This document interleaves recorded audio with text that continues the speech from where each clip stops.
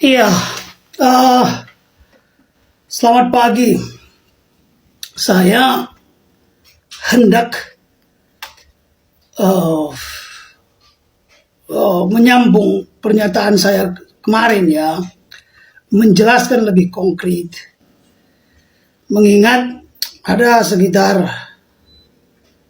puluhan orang teman-teman saya yang profesi acara, dosen, atau adik-adik mahasiswa bertanya karena mereka menonton VT saya kemarin, kenapa saksi itu kenapa terdakwa itu tidak boleh disebut sebagai saksi?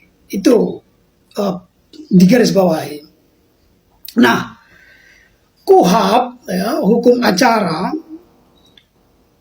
acara pidana Indonesia itu membedakan mana saksi, mana terdakwa. Oke, itu dulu satu. Dari pasal 1 angka 26 KUHP menerangkan tentang saksi. 185, apa itu kesaksian, apa itu keterangan. Mana keterangan saksi, testimonium di auditu, ya, mana keterangan terdakwa. Nah, ini harus dikelirkan batasannya, sangat jelas harus dibuat. Nah, seorang terdakwa yang memberikan kesaksian, ya, bukan saya nggak memberikan keterangan terhadap sesama terdakwa lain,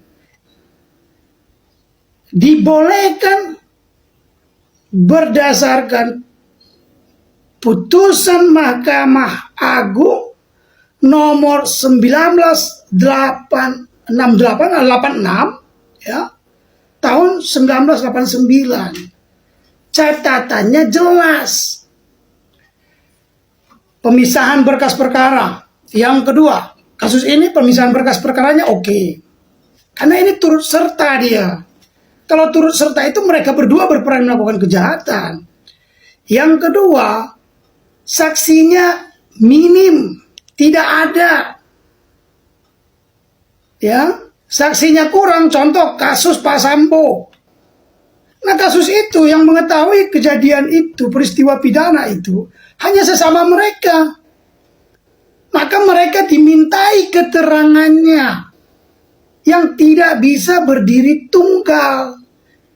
Kalau kesaksian bisa berdiri tunggal. Itu bedanya.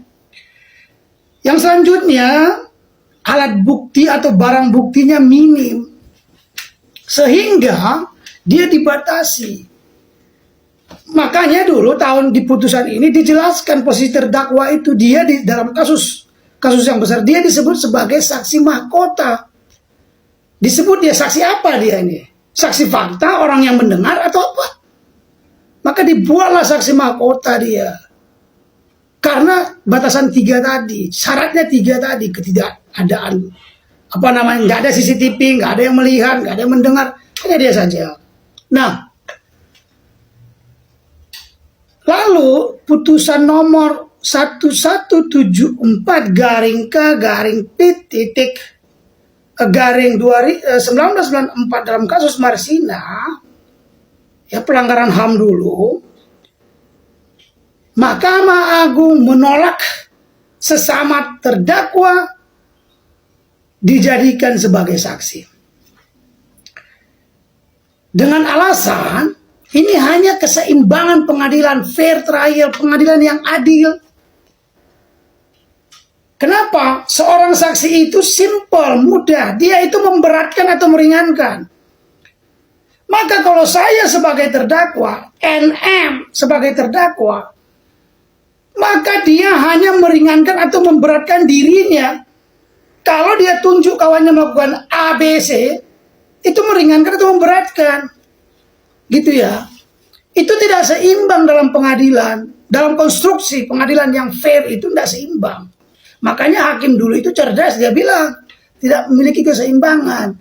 Sisi lainnya, sesama terdakwa itu bisa kong kali kong. Paham nggak? Saya menjelaskan secara konstruksi hukum, pemahaman hukum mendasar. Itu saya paham orang Indonesia itu udah kebiasaan yang ngaco-ngaco pengadilannya, prakteknya itu pengaco-ngaco. Nah kalau dalam perkara ini dia dijadikan saksi, bahkan disebut saksi, dia akan memberatkan dirinya sendiri, memberatkan temannya barang siapa dengan maksud melakukan menguntungkan diri sendiri dan orang lain. Dia akan memberatkan dirinya sendiri dengan memberikan kesaksian terhadap sesama terdakwa. Dalam konstruksi hukum, tidak dibenarkan seorang terdakwa menuduh, accusing dirinya itu bersalah. Tidak dibenarkan dalam konstruksi asas latinnya itu. Dengarkan putusan terbaru itu yang viral itu kasus politik, kasus Pak Hasto.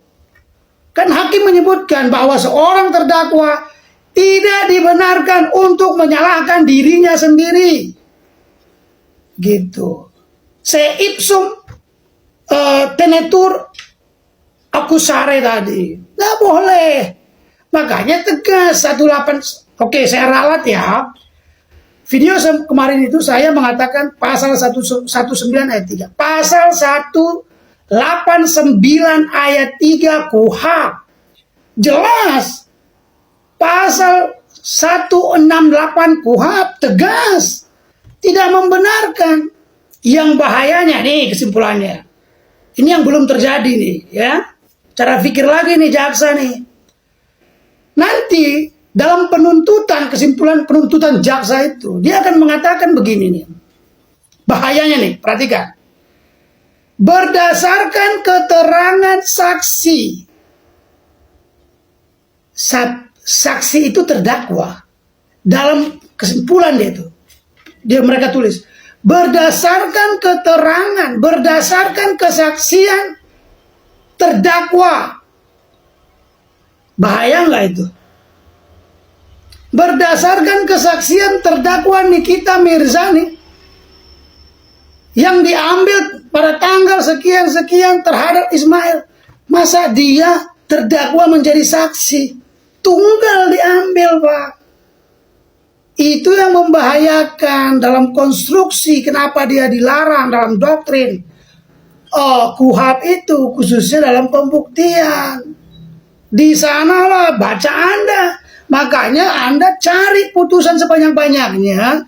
Baca kata per kata. Biar Anda ngerti. Itu jaksanya, hakimnya itu ngaco. Kenapa saya menegaskan itu? Kenapa saya marah? Indonesia ini sudah kebiasaan, sudah terlalu banyak putusan seperti itu. Bahkan hakim banyak putusan. Coba cek putusan Pak Sambo. Coba cek putusan terbaru itu. Putusan Tom Lembong, putusan Hasto. Secara bersama-sama turut serta. Apa-apaan itu? Baca lagi KUHP, pemisahan. Ya, dalam itu mana turut serta, mana secara bersama-sama. Itu berbeda. Peran sertanya berbeda. Gitu. Kita sudah terlalu jauh ini bukan menyala bagus, tapi menyala rusaknya, membakar kehidupan bernegara hukum kita gitu. Itu sebabnya menjadi penting untuk saya katakan, untuk saya sebutkan. Saya marah, sebenarnya kesel karena ini gitu loh. Masa orang sudah terlalu rusak, bahkan karena kebiasaan kerusak. Baca lagi KUHP yang benar gitu. Terima kasih. Assalamualaikum.